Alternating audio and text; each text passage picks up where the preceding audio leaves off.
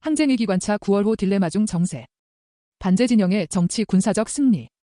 9월 1일 김정은 국무위원장은 중국 인민항일 전쟁 및 세계 반파쇼 전쟁 승리 여든돌 기념 행사에 참석하기 위해 전용 열차로 출발했다. 6년 8개월 만에 방중해 9월 2일 베이징에 도착했다. 9월 3일 행사가 개최됐다. 열병식에는 중국 인민해방군 군종 병종을 대표하는 45개의 도보 및 장비 종대 비행편대들이 참가했다. 같은 날 김정은 국무위원장과 푸틴 러 대통령이 만나 회담했다. 보도에 따르면 회담에서 푸틴은 쿠르스크 해방작전에 참전한 조선 군인을 높이 평가하고 러시아는 조선 군대가 바친 희생을 영원히 잊지 않을 것이며 러시아 인민을 대표하여 전체 조선 인민에게 보내는 가장 뜨거운 인사를 전해주길 바란다고 했다. 김정은 위원장은 조선은 앞으로도 국가주권과 영토 안정, 안전 이익을 수호하기 위한 러시아 정부와 군대, 인민의 투쟁을 전적으로 지지할 것이며 그것을 형제의 의무로 간주하고 조로 국가 간 조약 이행에 변함없이 충실할 것이라 답했다. 9월 4일 베이징 인민대회당에서 조중 정상회담이 진행됐다. 두 정상은 조선과 중국 사이의 고위급 내왕과 전략적 의사소통을 강화해 나가는 문제와 관련해 의견을 교환했다고 보도는 전했다.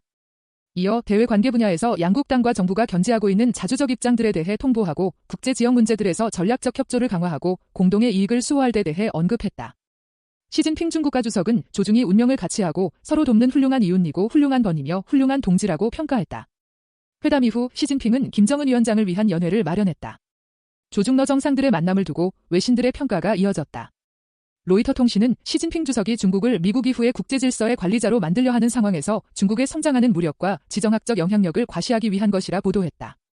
영일간지 가디언은 조중러 정상의 공동 등장에 대해 굉장히 인상적이며 중국이 서방에 저항해온 국가의 정상들 앞에서 첨단 무기를 선보였다고 평가했다. 9월 9일 조선 민주주의 인민공화국 77돌 기념 국기 개양식 및 중앙선서 모임이 진행됐다. 김정은 위원장은 대회에서 세대와 세대를 이어 무수한 난관과 시련을 딛고 간고한 70여 년사를 구람없이 싸워 승리하여 왔다는 이 긍지와 영예는 너무도 신성하고 감격스러운 것이며 강대한 이 나라 조선 사람답게 지칠 줄 모르는 투쟁과 진취적인 노력으로 더 밝고 행복한 미래를 건설해 나가자고 연설했다. 같은 날 시진핑은 조선의 중국은 조선과 전략적 의사소통을 강화하고 내왕과 협조를 긴밀히 하여 중조 친선과 두 나라 사회주의 위협을 손잡고 추동해 나감으로써 지역과 나아가서 세계의 평화와 발전에 보다 큰 공헌을 하룡이가 있다고 축전을 보냈다. 한편 앞서 8월 26일 김정은 위원장은 완공된 낙원군 바닷가 양식사업소 어촌문화주택지구를 방문해 특색 있는 수산기지를 건설하기 위해 지난해부터 계획해온 사업이 드디어 빛나게 완성됨으로써 세상에서 제일 아름다운 포구의 어촌을 낙원군 인민들에게 선물하게 되었다고 했다.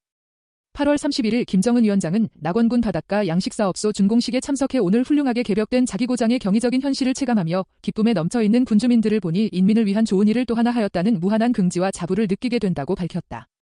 9월 12일 김정은 위원장은 용강군 병원 건설 사업을 현지 지도하며 우리 군대는 적과도 싸워 이겨야 하지만 우리 시대에 잔존하고 있는 지방의 시대적 낙후성과도 싸워야 한다고 말했다.